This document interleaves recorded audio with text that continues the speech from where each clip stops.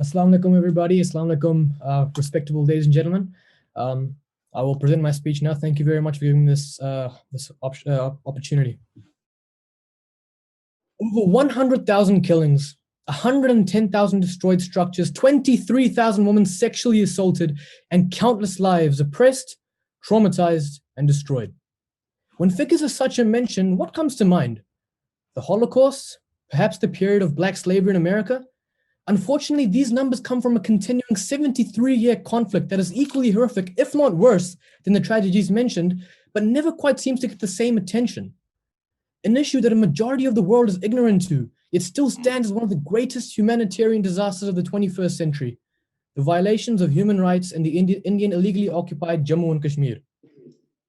I speak today in an effort to inform listeners about the ongoing and unquestioned human rights violations occurring in Indian occupied Kashmir, and how these atrocities extend beyond a bilateral conflict and actually pose serious threats to global peace and security.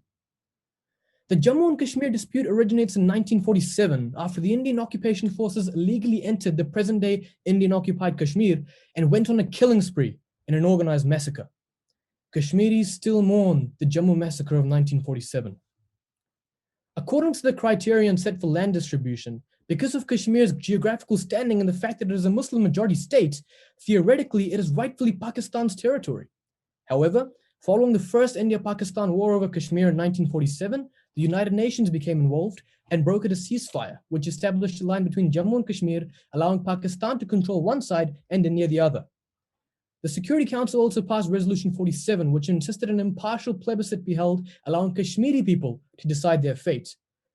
The validity of the accession of Kashmir to India is debated till date, and hence it is claimed that India have illegally occupied the area of Kashmir that they govern. India has neither demilitarized Kashmir nor agreed to conduct a plebiscite. Though the issue of Kashmir has predominantly been viewed as political historically, the most critical aspect of the Kashmir conflict today is the humanitarian dimension. The Indian occupation forces have been accused of grave human rights violations in Indian occupied Kashmir, ranging from torture, custodial deaths, disappearances, to rape and molestation against innocent civilians, most of which fails to reach the international radar due to the Indian government's stern censorship. Muzaffar Nabi, a direct victim of the brutality, stated that the Indian army unexplainedly beat and whipped him with cables into unconsciousness. And when he lay there fainted, they placed electric wires on his chest to shock him back into consciousness, only to continue to clobber him. Even just talking about this sends a shiver down my spine. Just take a minute to imagine the extent of pain that victims must have to experience. While human rights violations have been occurring in Indian-occupied Kashmir for decades, they have escalated to new altitudes since the Bharatiya Janata Party, or the BJP, came into power in 2014. The BJP, a far-right party in India, adopts Hindutva ideologies, which endorses radical nationalism and extremism against minority groups.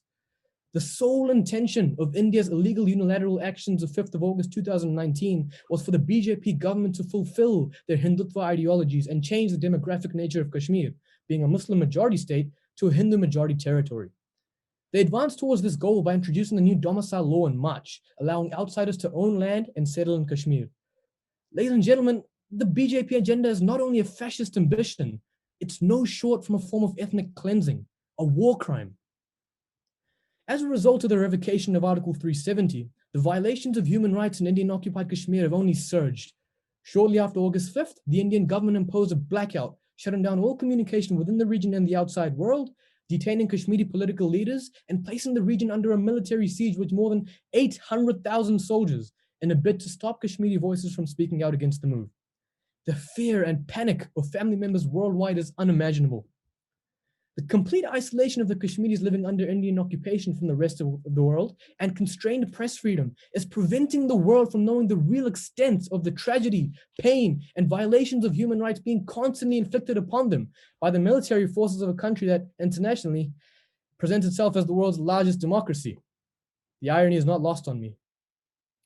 By far the most outrageous and infuriating fragment of the Kashmir issue is the lack of accountability to and acknowledgement by the BJP government of these horrendous hate crimes. The United Nations Human Rights Council launched an investigation into the Kashmir dispute in 2018 June, to which they released a report that raised serious concerns about abuses by state security forces and armed groups. Human rights abuses including kidnappings, killing of civilians, sexual violence, recruitment of children for armed combat, and attacks on people affiliated with political organizations in Jammu and Kashmir were raised in this report. How did the Indian government respond? They simply rejected it, stating that the report was a false and motivated narrative. The Indian government is carrying out a transparent, modern-day Holocaust against Kashmiris, but isn't even willing to acknowledge it. Similarly, meetings have been called by China and the European Union to lift remaining restrictions and to maintain the rights and fundamental freedoms of the affected population. However, the Indian government's continuous rejection of the oppression in Kashmir shows that it's unwilling to confront its own human rights failures. Further, the Armed Forces Special Powers Act has made accountability for human rights violations in Kashmir virtually non-existent.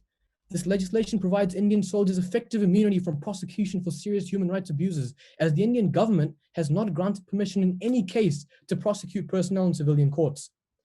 Those who did try to speak out were seized. Amnesty International reporting that 9 prominent Indian human rights activists were arrested in 2018 under the Unlawful Activities Prevention Act and remain arbitrarily detained for waging a war against the country. Indian-occupied Kashmir has been and continues to be a bloodbath, and its people are helpless in the face of the authoritarian BJP government. For too long, the Kashmir dispute has been disregarded by other countries as nothing more than a bilateral conflict between two countries tussling over territory possession for decades. What the world fails to realize is that the repercussions of this ever-heating quarrel, especially if, God forbid, things tense up more, affects and threatens world peace and security. We live in an increasingly globalized world where issues in one region have consequences worldwide, from the Black Lives Matter movement to climate change to the very reason why we're on this call and not competing in person, COVID-19. Much the same, the issues in Indian-occupied Jammu and Kashmir will, if not already, affect the world as a whole. The Kashmir conflict is by no means a bilateral one. Directly or indirectly, the entire world's peace, security, and future is at stake, provided the situation deteriorates. Hence, it is time the world stops shrugging this off as a territorial dispute and work to resolve not necessarily the India-Pakistan conflict, but more so the continuous human rights infringements that are happening against innocent Kashmiris daily.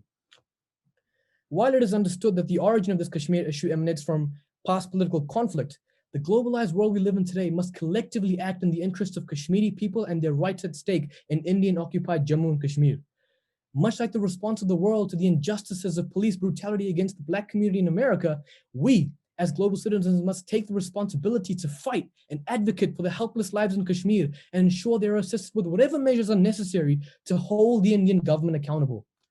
The powerful medium of social media must be utilized to raise awareness and educate the world society about these ongoing atrocities in Indian-occupied Jammu and Kashmir. Peaceful protests need to be hosted in countries around the world to push their nation's leaders to pressure India into accountability and action. It is time the world steps up. The Indian-occupied region has also made it clear that they do not wish to be at the mercy of the Hindutva-motivated India anymore. Mr. Farooq Abdullah, the former chief minister of Jammu and Kashmir, who historically has been pro-India, clearly expressed this aspiration in an interview with Mr. Karan Thapar, where he mentioned that the people of Kashmir would much rather be ruled by China than India at this stage. Therefore, the most equitable solution to restoring peace and eliminating the infringement of human rights in illegally Indian-occupied Jammu and Kashmir is to hold the impartial plebiscite that was proposed by the United Nations Security Council in Resolution 47, which will allow for the people of Kashmir to decide their own future and fate.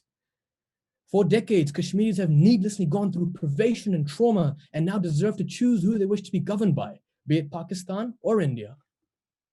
In conclusion, the bottom line about Kashmir is that the unrest in this region is not an isolated event and nor are the consequences. No longer can we allow the media and our respective countries' political leadership to report Kashmir as a minor and regional concern. What seems like a local problem is actually a global and geopolitical threat. Innocent civilians are being subject to violence, sexual assault, oppression and detainment, and stand helpless in the face of the fascist BJP. The world must stand up to put an end to this modern-day Holocaust and help restore the human rights of Kashmiris to allow Jammu and Kashmir a second chance. A Kashmir where the young can prosper, chase dreams, and showcase their brilliance to the world. A Kashmir where the young kids hold cricket bats and not guns. A Kashmir that media personnel comes into to exhibit its beautiful mountain ranges and lakes and not its bloodshed and suppression. Ladies and gentlemen, a Kashmir that lives up to its name and truly personifies heaven on earth. Thank you very much.